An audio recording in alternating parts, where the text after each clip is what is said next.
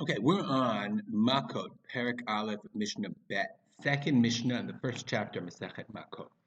Okay, we learned yesterday that there were cases where a person becomes an Eidim Zomemim, but he doesn't become an Eidim Zomemim, but you can't give him what he wanted to get. Meaning, for example, if a person testified, two people testified that the person is Ben Grusha Ben Chalusa, that he's a Halal.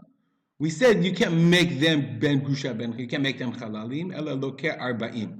Rather, they get Malka. And we said that this was based on a pasuk.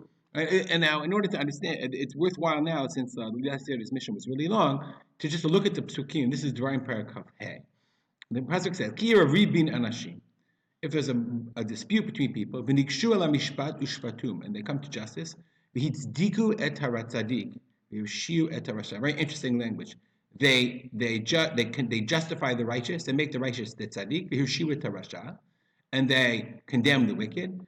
V'haya im bin hakot harasha, and if the man deserves to be hakot, to be hit, v'pilu hashofet v'yikau, the judge will cause him to lie down and strike him. This is Makkot, hikahu, the hakot, to strike. Kedei rishato b'mispar. We're going to come back to this pasuk anyway today. Kedei rishato, according to his wickedness, b'mispar, according to that number. So we learned yesterday, just to point out, we said loke arba'im. Why loke arba'im? So I said we learned it out from a pasuk. Okay, the pasuk says loke arba'im because it says v'tzdiku et hatzadik v'yushir tarasha v'aya im bin hakot tarasha.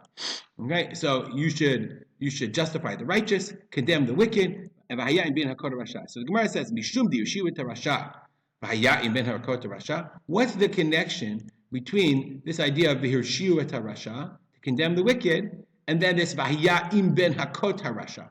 Then he should be hakot. What's the connection between hirshiu and hakot? So we learn out. Sometimes we say ella eidim shirshiu et tzaddik. Rather, when we say this is an allusion, the Gemara says to Eidim Zomemim. It's talking about Eidim, witnesses that made the tzaddik wicked. Ve'atu Eidi achrine, and other witnesses come, v'yitzdiku et tzaddik, and made him righteous, dimi ikara, as he was originally. Meaning, that's the case of Eidim Zomemim. Two people came and said a tzaddik is wicked, and then two other people came and said, no, you guys are wicked. V'haya ben hakot rasha. That those people have to get Makkot. So therefore, that's an allusion, the Gemara says, to teach us that there is that Eidim Zomemim sometimes get Makkot. But now, what if they say, so they testify, they testify falsely that a person, that Reuben is chayav Shimon 200 zuz. And two other witnesses come and say, how can you say he's chayav 200 zuz? You were with us in Saskatchewan on that day. Lokin u'mishalmin. So they get Makkot, and they have to pay. Shelo Hashem ha-mevi'o de malkot mevi'o de tashlum. Because there are two psukim in the Torah that talk about false testimony. Okay? The Shelo Hashem, the shame he refers to the pasuk. The pasuk, the verse that obligates the Makkot for false witnesses, mevi'o de tashlum. It's not the one that requires tashlumin. Why? Lo hamikra mechayvo malkot mechayva tashlumin. They're different psukim.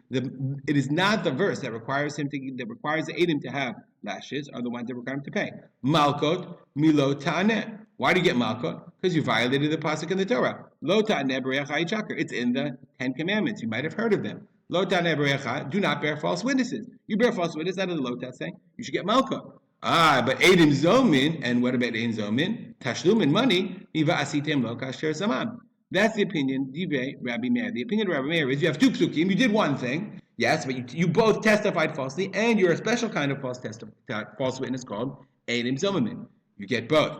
The Chachamim or Mim Chacham say, no, kol mashalem eino lokeh. You don't pay twice.